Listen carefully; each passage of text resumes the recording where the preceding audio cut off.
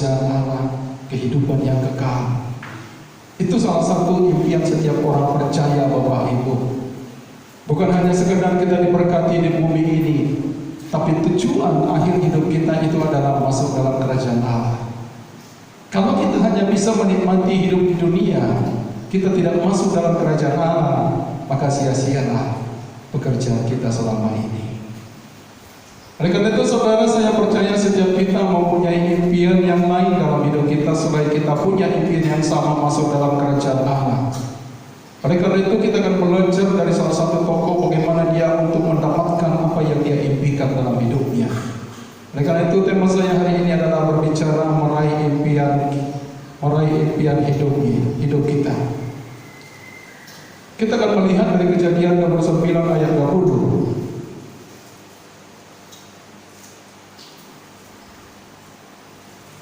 Kita akan baca, kita mulai ayat 15 supaya lengkap. Kita mulai ayat 15 sampai dengan 20. 1, 2, 3. Kemudian berkatalah Laban kepada Yakub, "Masakan karena engkau adalah sanak saudaraku, engkau bekerja kepada aku dengan cuma-cuma? Katakanlah kepadaku apa yang patut menjadi upahmu." Laban mempunyai 2 anak perempuan. Yang lebih tua namanya Lea, dan yang lebih muda namanya Rahel. Lea tidak berseri matanya, tetapi Rahel itu elok sikapnya dan cantik parasnya. Yakub cinta kepada Rahel, sebab itu ia berkata, "Aku mau bekerja padamu 7 tahun lamanya untuk mendapatkan Rahel anakmu yang lebih muda itu." Sahut Laban, "Lebih baiklah ia kuberikan kepadamu daripada kepada orang lain, maka tinggallah padaku." Jadi bekerjalah Yakub 7 tahun lamanya untuk mendapatkan Rahel itu. Tetapi yang 7 tahun itu dianggapnya seperti beberapa hari saja karena cintanya kepada Rahel. Saudara yang dikasihi Tuhan, ternyata kita melihat di sana ada kuasa cinta yang sangat besar. Saudara, Laban ini adalah paman daripada Yakub. Ya, karena Yakub lari ke tempat pamannya waktu itu, lalu dia di sana tinggal. Lalu karena dia lihat di sana bahwa pamannya ini, si Laban ini adalah, dia memikirkan bagaimana nanti nasib daripada bebereko ini. Dia pikirnya seperti itu. Kalau hanya bekerja engkau saja kepadaku, engkau tidak dapat upah, itu tidak baik, walaupun kamu saudaraku. Oleh karena itu, berikanlah apa yang berikan, tahulah apa yang menjadi upahmu yang akan kuberikan.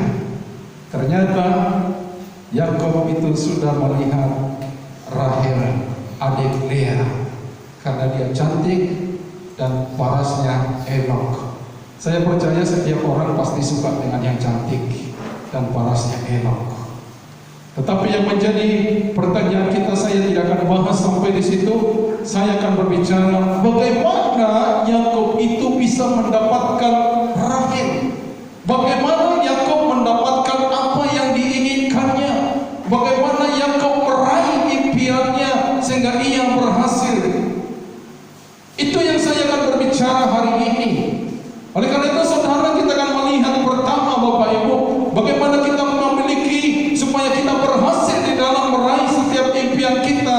Maka yang pertama kita melihat apa yang dimiliki Yakub. Ternyata dia memiliki cinta kepada Rahel.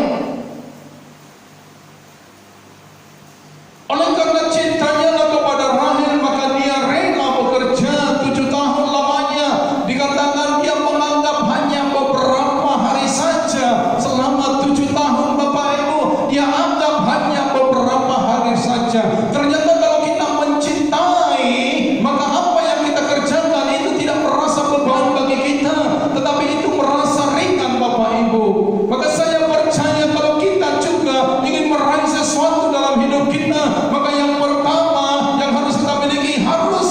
mencintai apa yang kita rindukan itu.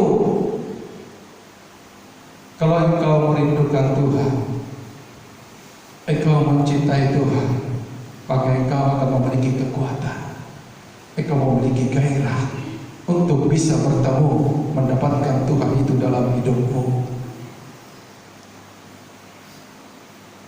Oleh karena itu saudara, rahasia yang pertama, kita harus memiliki cinta.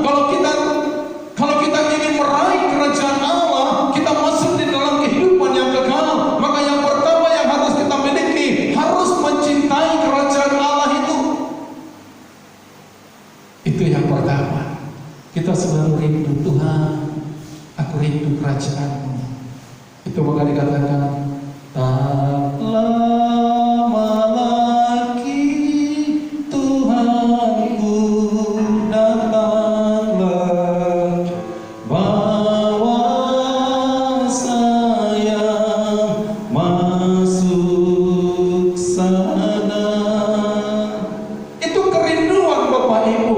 Maka saya percaya itu juga akan ada kerinduan kita. Kita rindu surgawi yang begitu indah itu, sehingga kita memiliki gairah. Kalau engkau rindu sama Tuhan, engkau rindu kepada kerajaan Allah, maka saya percaya engkau akan bersemangat datang kepada Tuhan. Engkau bersemangat beribadah, engkau bergairah berdoa, engkau bergairah berkorban kepada Tuhan. Kalau engkau punya cinta kepada Tuhan, kalau engkau punya cinta dalam kerajaan Allah.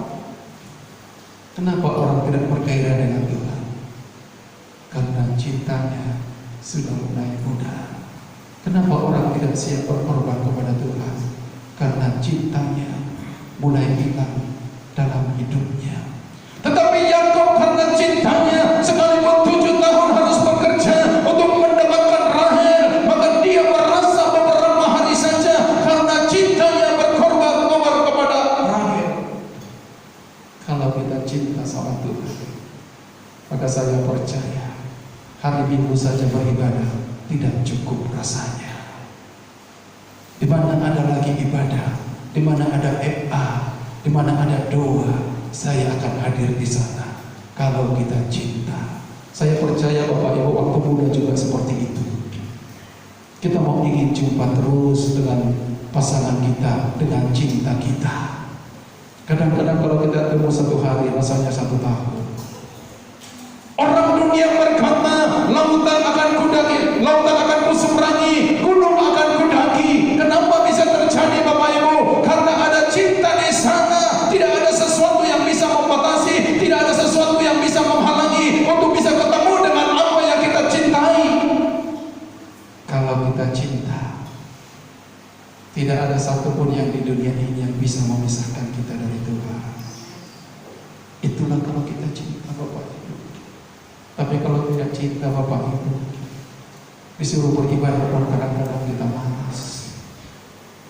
Disuruh melayani pun kita datang malas. Disuruh berdoa pun kita malas. Ada seorang anak muda. Anak muda ini ketika dia pulang sekolah, lalu bapaknya merasa sakit karena demam, panas, batuk. Lalu dia meriang di rumah. Lalu ketika pulang, anaknya sekolah, bapaknya berkata, "Anakku, aku ini sakit, papa sakit, tolong belikan dulu obat ke apotek, obat saya." Lalu anaknya berkata, "Capek Pak, saya baru pulang, saya sudah capek ini." Saudara, kenapa terjadi seperti itu? Tetapi ketika ada telepon masuk, datang ke HP-nya, dia berkata, "Bang, tolong jemput saya. Saya nggak ada mobil ini di simpang sana. Bisa Bang?" "Oh bisa. Sorry, terus cepat saja." Kenapa begitu Bapak Ibu? Karena cinta. Kalau kita memiliki cinta, kita akan selalu bergairah. Kita punya kekuatan. Cintalah yang mendorong kita, yang memberikan kemampuan kita untuk bisa datang kepada Tuhan, untuk bisa taat kepada firman Tuhan.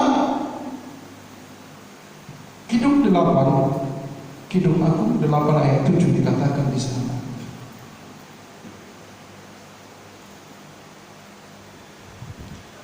Kita baca bersama-sama.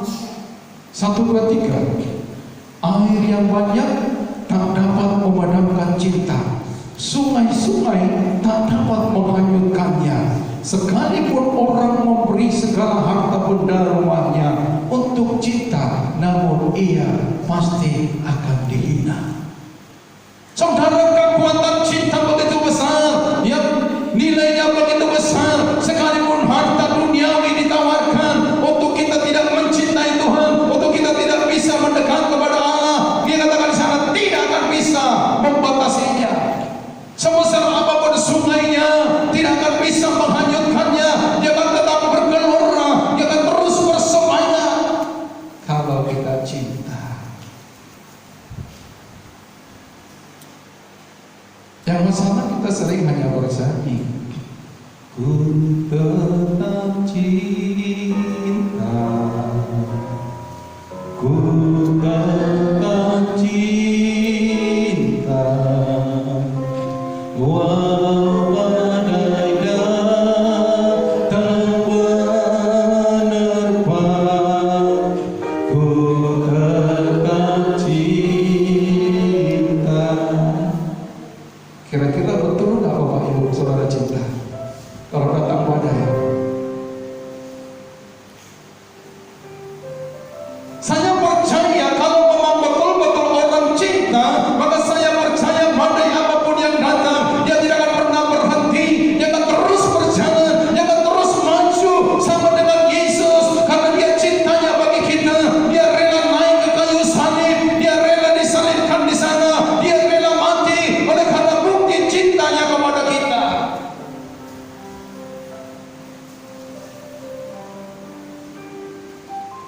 Biarlah kita menjadi orang-orang yang cinta sama Tuhan, sehingga Anda terus bergairah, bersemangat. Engkau disuruh melayani, engkau tidak punya dalih, karena cintamu membakar untuk tetap datang kepada Tuhan.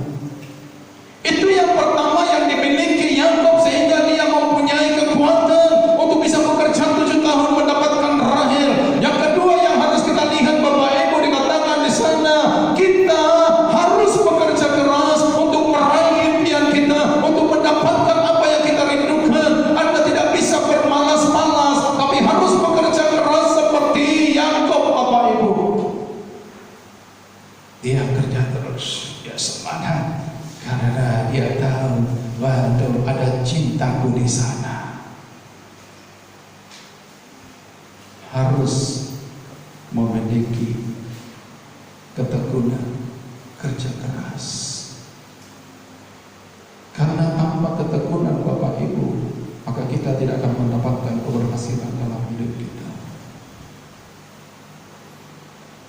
Dikatakan di 2 Timotius 2 ayat 6, dikatakan di situ, 2 Timotius 2 ayat 6, seorang petani yang bekerja keras haruslah dia yang pertama menikmati hasilnya.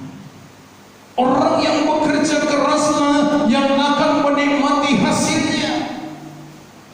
Kalau kita ingin mendapatkan sesuatu, mari kerja keras supaya kau mendapatkan hasil yang maksimal. Karena di dalam Amsal dikatakan, kalau orang malas itu layak tidak makan, tapi harus bekerja keras. Saya melihat Bapak Ibu, makanya Amsal mengatakan kita belajar. Kalau kita mau ingin orang yang kerja keras itu belajar dari semut. Dikatakan semut itu dia selalu bekerja, mengumpulkan makanannya. Kalau datang musim-musim yang tidak baik, maka persediaannya banyak. Semut, kalau Anda perhatikan, sepertinya nggak pernah berhenti, terus ada jalan seperti itu.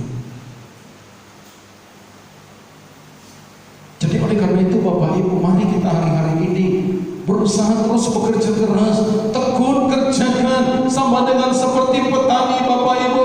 Ketika dia mulai mencoba mengerjakan ladangnya, maka dia akan terus setia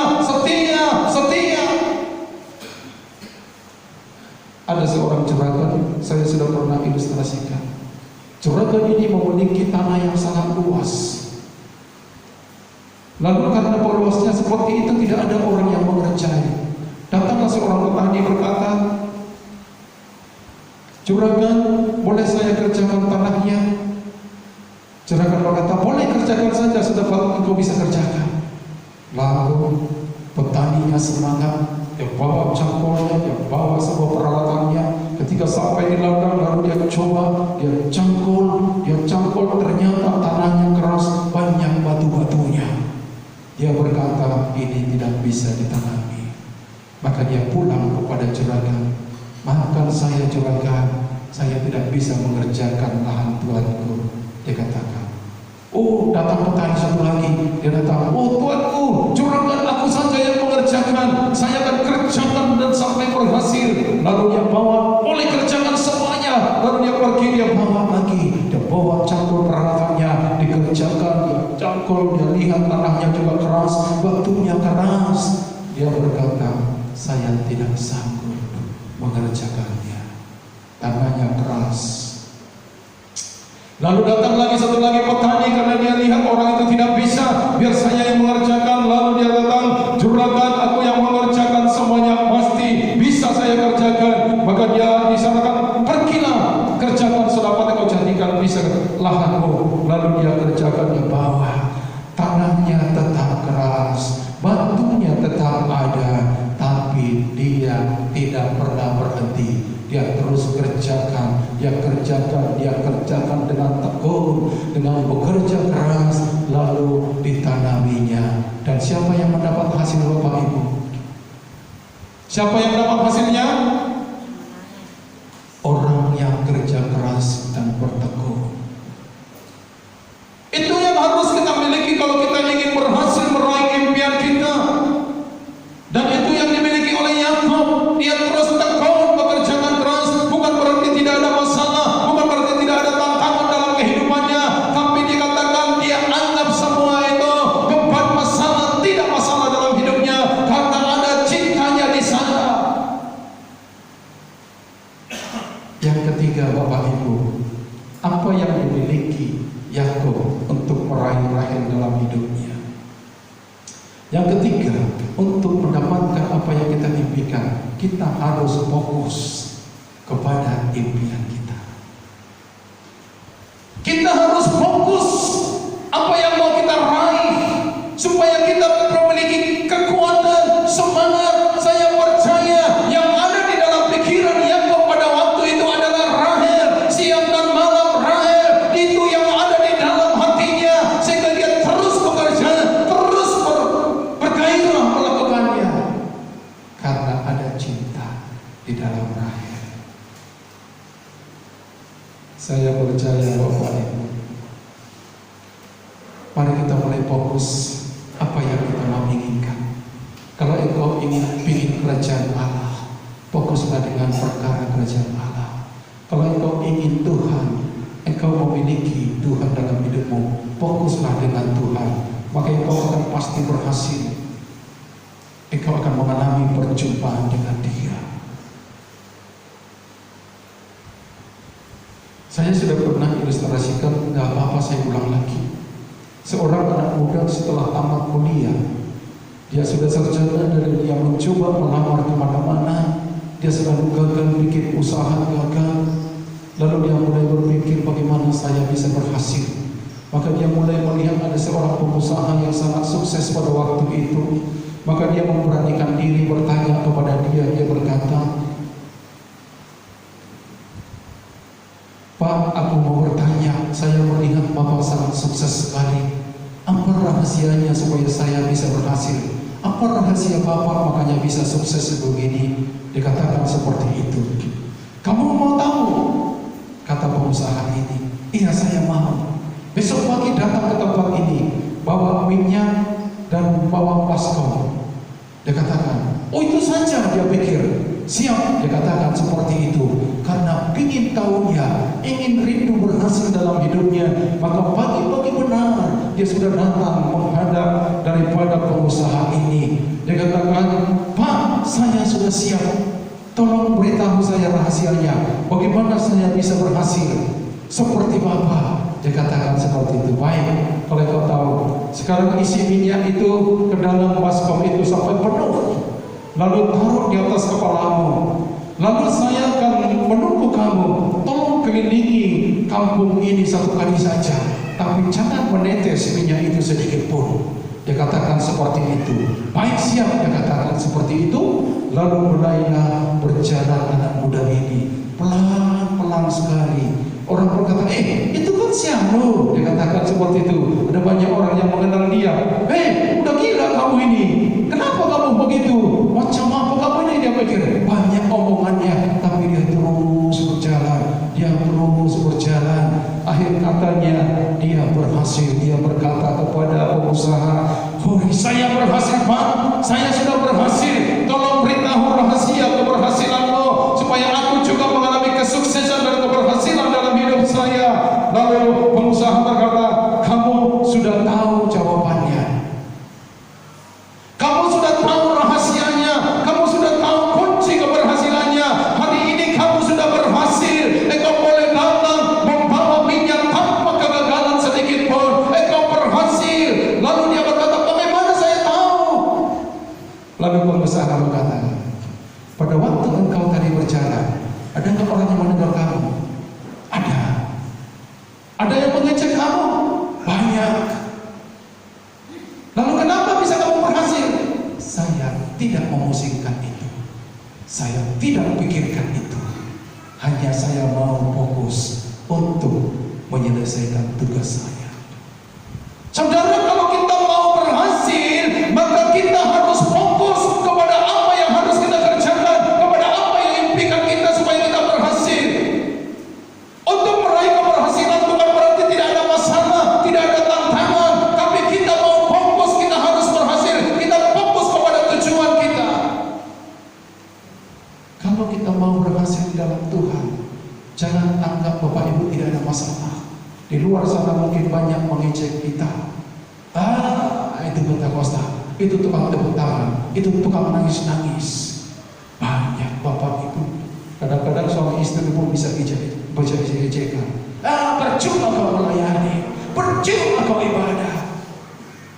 Tapi saudara, kita fokus dengan Tuhan.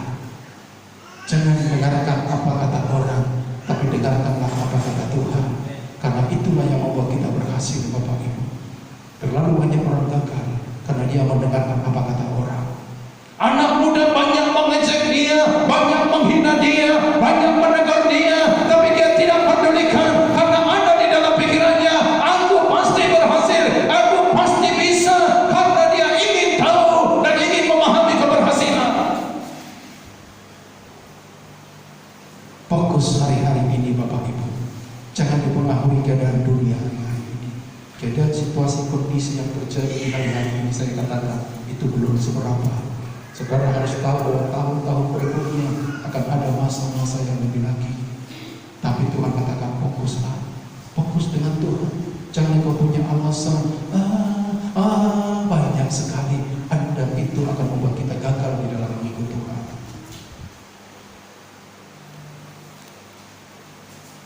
Itu yang ketiga yang dilakukan, yang dimiliki oleh Yakub. Dia fokus kepada tujuannya. Yang ada tujuan Yakub itu, saya harus memiliki Rahel, saya harus mendapatkan Rahel apapun tantangannya. Saudara tahu, ketika Yakub mencapai 7 tahun, maka dia berkata, aku sudah menyelesaikannya, berikan Rahel kepadaku. Laban berkata, baik, bikin acara pernikahannya. Saudara, dia buat pelaminannya. Orang Yahudi dulu kalau dia menikah, dia tutup semuanya, pakai tudung semuanya. Lalu pada waktu malam hari tiba pengantinnya, ternyata yang dimaksudkan bukan Rahel, tapi Lea. Karena di sana belum ada listrik seperti ini, memang sengaja dia tutup di sana. Maka pada waktu pagi hari, lalu Yakub terbangun, lalu dia lihat ternyata bukan apa yang diimpikannya. Dia mengalami penipuan daripada Laban. Dia tertipu. Apakah dia berhenti? Dia punya pikiran, saya harus memiliki Rahel. tidak biasa mengambil adiknya dulu kalau masih ada kakaknya. Tidak biasa kalau engkau mendapatkan adiknya Rahel juga, engkau harus bekerja 7 tahun lagi. Saudara, Yakub terus, baik, saya akan bekerja. Dia bersemangat. Kalau sudah cinta membara, tidak ada yang berat Bapak Ibu. Semua menjadi ringan. Seberapapun harganya, siap menanggungnya. Tapi kalau tidak cinta, sedikit pun susah berkorban. Oleh karena itu saudara yang dikasihi Yesus, Yakub itu fokus dengan tujuannya. Yang terakhir, orang yang mau sukses meraih impiannya harus siap menanggung resiko. Jangan kita berpikir ketika sesuatu kita impikan, apa yang kita inginkan tidak ada resiko. Ada resiko. Usaha apapun yang kita buat pasti ada resikonya. Pedagang punya resiko, bisa dia mengalami kerugian. Petani juga bisa mengalami resiko, dia gagal dalam hasilnya. Ada banyak semua yang gagal. Tapi kalau kita orang percaya, kita tidak akan pernah berhenti. Kita akan tetap mengerjakan. Kita akan fokus karena kita tahu bahwa keberhasilan itu menjadi milik kita. Karena kita percaya Allah yang akan memberikan keberhasilan bagi kita.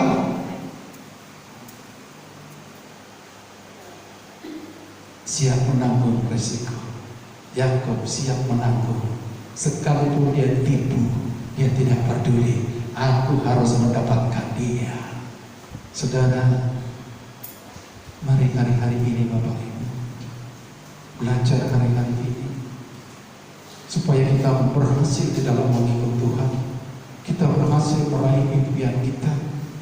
Kerajaan Allah surgawi itu akan menjadi milik kita.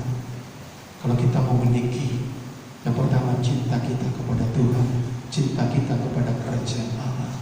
Dan yang kedua, kita mau bekerja keras, kita mau teguh mengikut Tuhan, kita mau mengikuti Dia. Apapun yang menjadi kehendak Allah, kita mau melakukannya. Yang ketiga, kita fokus hidup kita. Jangan dipengaruhi situasi keadaan yang sedang terjadi hari-hari ini. Karena akhir hidup kita adalah tujuannya harus masuk surgawi Bapak Ibu. Dunia boleh lenyap, tapi kita pasti harus masuk surga. Itu kerinduan kita Bapak Ibu. Dan yang ketiga, yang terakhir Bapak Ibu, jangan takut dengan masalah. Jangan takut dengan tantangan. Saudara, kalau orang tidak mau berani menghadapi risiko, mereka tidak akan pernah berhasil. Saudara pernah melihat nyamuk? Kalau nyamuk itu mau datang kepada kita, apa tujuannya? Apa impian nyamuk dalam hidup kita? Dia mau mengambil darah kita. Pada waktu dia ingin mengambil darah kita, dia punya tujuan, aku harus bisa mengambil darahnya. Maka dia berusaha, dia cari jalannya, bagaimana mendapatkannya. Kadang-kadang kita tepuk, dia pak, dia katakan lari. Kira-kira berhenti nyamuknya? Lari dia? Tidak. Dia datang lagi, dia intip lagi, bam, hampir kena. Berhenti dia? Tidak. Kadang-kadang lebih hebat nyamuk dari manusia. Kadang-kadang sedikit tantangan pun kadang-kadang kita sudah berhenti. Saya takut. Takut di sana banyak corona. Tapi nyamuk dia mati pun saya. Yang penting aku harus bisa mendapatkan apa yang kuinginkan. Saudara yang dikasih Yesus, mari kita orang-orang yang menjadi militer, yang memiliki keberanian di dalam Tuhan. Karena kita percaya Tuhan tidak akan pernah meninggalkan kita. Tuhan tidak akan pernah membiarkan kita.